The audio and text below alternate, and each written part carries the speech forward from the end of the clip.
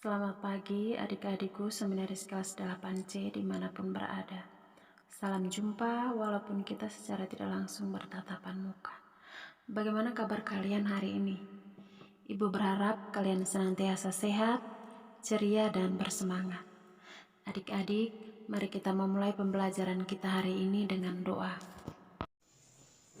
Marilah kita berdoa dalam nama Bapa dan Putra dan Roh Kudus. Amin. Allah Tritunggal yang Maha Kudus, Bapa, Putra, dan Roh Kudus, kami berterima kasih atas waktu yang kami terima ini. Terlebih kami bersyukur atas kesempatan belajar yang Kau berikan. Kami mohon kepadamu ya Tuhan, supaya Engkau menerangi akal budi kami, agar dapat menerima pelajaran dengan baik. Berilah kami kekuatan, agar dapat memahami pelajaran yang akan kami pelajari ini. Berilah pula kami semangat belajar yang tinggi, supaya kami belajar dengan rajin dan tekun. Bantu kami selama proses belajar ini, supaya dapat memusatkan perhatian kami hanya pada pelajaran. Namamu kami puji, kini dan sepanjang masa. Amin. Dalam nama Bapa dan Putra dan Roh Kudus. Amin. Terima kasih Ibu ucapkan kepada Wendy yang telah membawa kita dalam doa.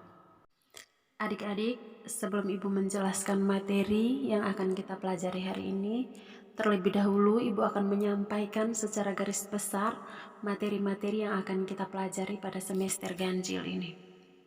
Materi pertama yang akan kita pelajari pada semester ini adalah yang pertama, pola bilangan. Nah, di bab kedua kita akan belajar tentang koordinat kartesius. Di bab ketiga kita akan belajar tentang relasi dan fungsi. Bab keempat tentang persamaan garis lurus, dan bab kelima tentang sistem persamaan linier dua variabel. Nah, adik-adik, itu adalah gambaran secara garis besar materi-materi yang akan kita pelajari pada semester ini. Dan pada hari ini, pada pertemuan kita yang pertama ini, kita akan belajar tentang pola bilangan. Dan kompetensi dasar yang harus kalian kuasai setelah kalian mempelajari materi pola bilangan ini adalah membuat generalisasi dari pola pada barisan bilangan dan barisan konfigurasi objek. Indikator pencapaian kompetensi pada pertemuan yang pertama ini adalah yang pertama, memahami konsep pola bilangan. Yang kedua, mengenal istilah-istilah pola bilangan.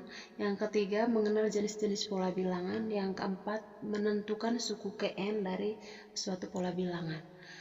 Nah, adik-adik, tujuan pembelajaran adalah yang pertama, adik-adik dapat memahami konsep pola bilangan. Yang kedua, adik-adik dapat mengenal istilah-istilah pada pola bilangan. Yang ketiga, adik-adik dapat mengenal jenis-jenis pola bilangan. Kemudian yang keempat, adik-adik dapat menentukan suku Kn dari suatu pola bilangan. Adik-adik, pada kehidupan sehari-hari, kita sering menemukan hal-hal yang menunjukkan adanya objek berpola. Adik-adik perhatikan gambar yang tertera pada layar ini. Gambar ini menunjukkan gelas yang tersusun rapi dan teratur. Susunan gelas ini menunjukkan adanya keteraturan. Nah, jika dibentuk himpunan banyaknya gelas pada setiap baris, terbentuk susunan barisan bilangan yang menyatakan banyaknya gelas. Di barisan pertama yang paling atas ini 1. Kemudian yang keduanya 2, selanjutnya 3, 4, 5, dan 6. Nah, coba adik-adik perhatikan barisan bilangan berikut. Nah, untuk mendapatkan bilangan ini yang kedua ini, dari 1 menjadi 2, berarti 1 kita tambahkan 1 untuk mendapatkan 2. Kemudian dari 2 menjadi 3. 2 kita tambahkan 1 lagi untuk mendapatkan 3. 3 ke 4 tambah 1 untuk dapat 4. Nah, 4 ke 5 tambah 1. 5 kita tambahkan 1 untuk mendapatkan 6. Nah, adik-adik, barisan bilangan ini mempunyai pola atau keteraturan. Nah, polanya bagaimana atau aturannya bagaimana? Untuk mendapatkan bilangan selanjutnya atau bilangan berikutnya, kita peroleh dengan cara kita menambahkan 1 pada bilangan sebelumnya. Jadi polanya itu kita menambahkan 1 pada bilangan sebelumnya. Jadi bilangan berikutnya ini adalah 7. Kita tambahkan 1 pada bilangan sebelumnya. Jadi 6 kita tambahkan 1 untuk mendapatkan bilangan selanjutnya. Kalau begitu, apa itu pola bilangan? Nah, pola bilangan adalah susunan bilangan yang pembentukannya mengikuti aturan tertentu. Nah, jika kita kembali ke slide sebelumnya, maka ini susunan bilangan ini mengikuti aturan tertentu, yaitu tambahkan 1 pada bilangan sebelumnya untuk mendapatkan bilangan berikutnya. Jadi, jika kita diminta untuk menentukan 3 bilangan berikutnya dari susunan bilangan ini adalah 7, 8, dan 9. Nah, apa saja istilah-istilah yang terdapat pada pola bilangan? Yang pertama adalah suku atau urutan bilangan. Yang kedua adalah suku ke N atau urutan bilangan ke N. Nah, Ibu kasih contoh 1, 2, 3, 4, 5, dan seterusnya. Nah, 1 ini 1, 2, 3, 4, 5 ini kita sebut dengan suku. Nah, 1 kita sebut dengan suku pertama, 2 kita sebut dengan suku kedua, 3 kita sebut dengan suku ketiga, 4 kita sebut dengan suku keempat, dan seterusnya sampai suku ke N. Nah, 3 titik ini mewakili bilangan selanjutnya atau angka selanjutnya yang kita sebut dengan suku ke N.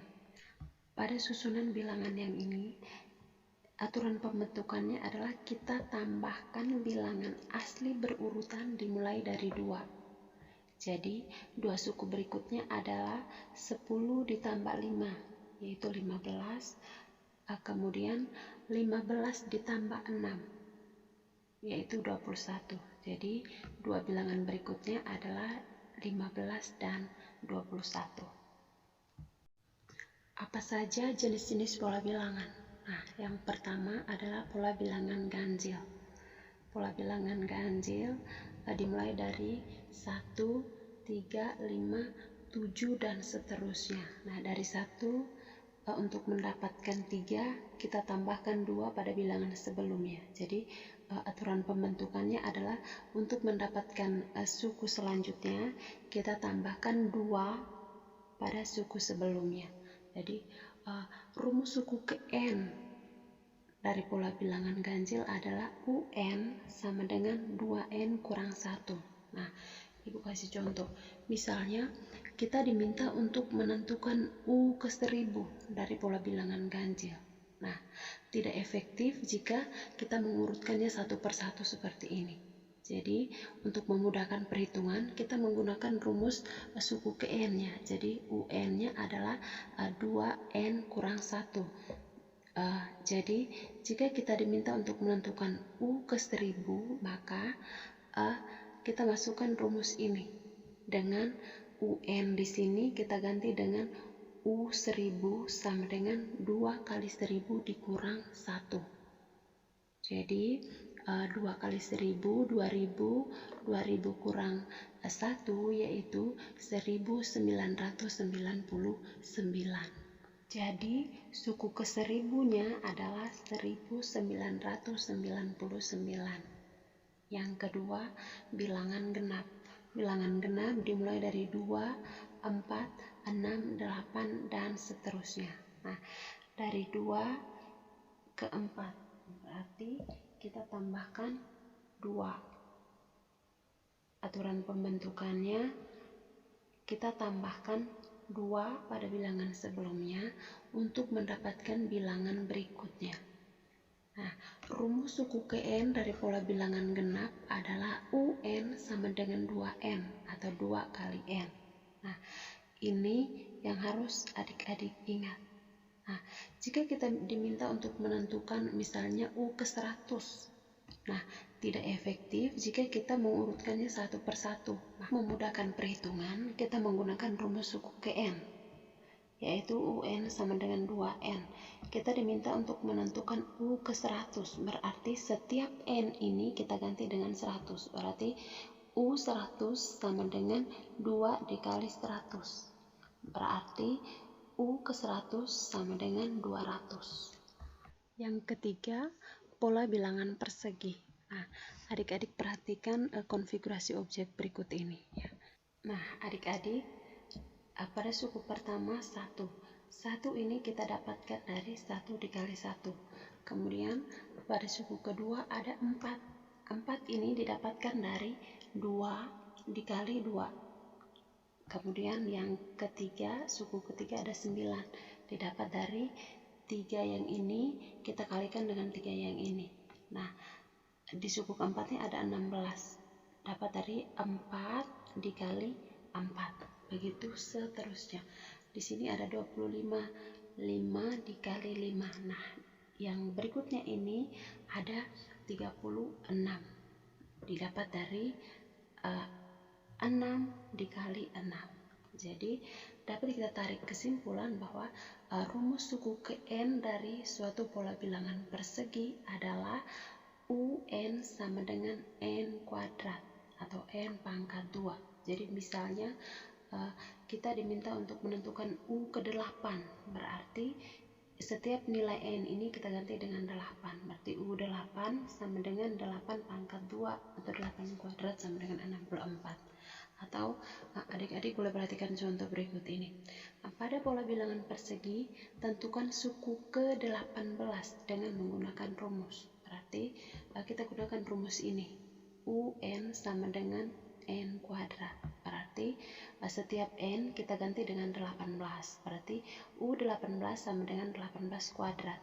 U18 sama dengan 324. Jadi suku ke-18 pada pola bilangan persegi tersebut adalah 324. Yang berikutnya adalah pola bilangan persegi panjang. Adik-adik tentu masih ingat dan tahu bahwa rumus persegi panjang adalah panjang kali lebar. Nah, adik-adik perhatikan konfigurasi objek ini. Suku pertama, suku kedua, suku ketiga, suku keempat, dan seterusnya sampai suku ke N. Nah, suku pertama 2. 2 itu kita dapatkan dari ini, panjangnya 2, lebarnya 1. Jadi 2 dikali 1, dapatnya 2. Di suku kedua ini panjangnya 3, lebarnya 2. Jadi 3 dikali 2, yaitu 6. Kemudian suku ketiganya panjangnya 4, lebarnya 3. Jadi 4 kali 3 sama dengan 12. Kemudian di suku keempatnya panjangnya 5, lebarnya 4. Jadi 5 dikali 4 sama dengan 20. Dan begitu selanjutnya. Adik-adik perhatikan bagian yang ini. U1 2 dikali 1. 2 yang ini kita dapatkan dari 1 ditambah 1. Kemudian U2 2 ditambah 1 3. U3 3 ditambah 1. U4 4 ditambah 1 5 di sini. U5 5 ditambah 1. Jadi dapat kita simpulkan bahwa rumus suku ke N adalah UN sama dengan N dikali N tambah 1. Jadi ini adalah rumus yang harus kalian ingat. Nah, jika kita diminta untuk menentukan U ke 50 misalnya, berarti untuk mempercepat perhitungan kita menggunakan rumus ini. tinggal setiap n-nya kita ganti dengan 50. Contoh, pada pola bilangan persegi panjang, tentukan suku ke-14 dengan menggunakan rumus. Rumus suku ke n pada pola bilangan persegi adalah UN sama dengan n kali n tambah 1. Maka setiap n ini kita ganti dengan 14. Jadi U14 sama dengan 14 kali 14 tambah 1. U14 sama dengan 14 kali 15. U14 sama dengan 210. Jadi suku ke-14 dari pola bilangan persegi panjang adalah 210. Yang berikutnya adalah pola bilangan segitiga. Suku pertama pada pola bilangan segitiga adalah 1, suku keduanya adalah 3, suku ketiganya adalah 6, suku keempatnya adalah 10, suku kelimanya adalah 15, sampai pada suku ke n. Rumus suku ke n pada pola bilangan segitiga adalah UN sama dengan setengah n kali n tambah 1 atau n kali n tambah 1 bagi 2. Contoh, tentukan suku ke-12 pada pola bilangan segitiga. Nah, untuk mempercepat perhitungan, kita menggunakan rumus suku ke n dari pola bilangan segitiga, yaitu UN sama dengan setengah n kali n tambah 1.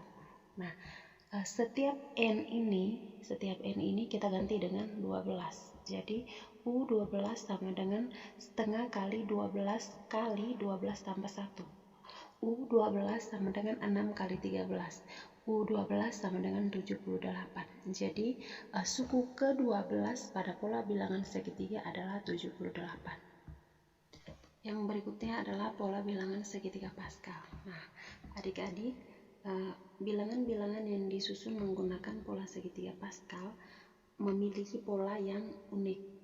Nah, dikatakan unik karena bilangan yang berpola segitiga Pascal selalu diawali dan diakhiri oleh angka 1. Nah, aturan-aturan untuk membuat pola bilangan segitiga Pascal adalah sebagai berikut.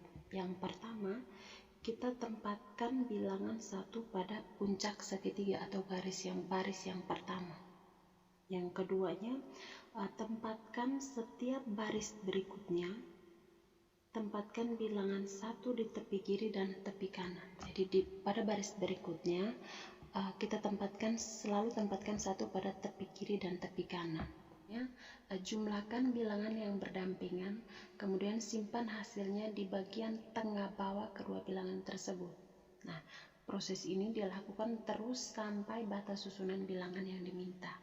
Jadi untuk bilangan yang di tengah ini, yang 2 ini, kita dapatkan dari 1 ditambah 1. Nah, pada baris ketiga. Kemudian baris keempat, selalu kita tempatkan 1 pada sisi kiri dan sisi kanan. Kemudian bilangan yang di tengah ini, 3 ini, kita dapatkan dari 1 ditambah 2 sama dengan 3, 2 ditambah 1 sama dengan 3. Ke baris kelima, selalu tempatkan 1 pada sisi kiri dan sisi kanan. Nah, untuk mengisi bilangan yang di tengah ini, kita dapatkan dari 1 ditambah 3 sama dengan 4, 3 ditambah 3 sama dengan 6, 3 ditambah 1 sama dengan 4. Nah, untuk baris yang berikutnya juga, yang ke-6, selalu tempatkan 1 pada sisi kiri dan sisi kanan. Kemudian untuk mendapatkan bilangan-bilangan ini, kita jumlahkan bilangan yang sebelumnya. 1 ditambah 4 sama dengan 5, 4 ditambah 6 sama dengan 10, 6 ditambah 4 sama dengan 10, 4 ditambah 1 sama dengan 5. Nah, begitu seterusnya. Proses ini kita lakukan sampai kepada bilangan yang diminta. Contoh, pada pola bilangan segitiga Pascal, baris keberapakah yang pola bilangannya 32? Kita menentukan dengan menggunakan rumus yang ini. UN sama dengan 2N kurang 1. Nah, kita diminta untuk menentukan baris keberapa yang 32. Berarti UN-nya sudah diketahui. Tinggal masukkan ke rumusnya, berarti 32 sama dengan 2 pangkat N kurang 1. Nah, yang mau kita cari di sini adalah N-nya. Berarti 32 ini harus kita rubah ke dalam bentuk pangkat. dengan bilangan pokoknya 2. Kita rubah ke bentuk pangkat dengan bilangan pokoknya 2. Jadi 2 ini dipangkatkan berapa yang menghasilkan 32.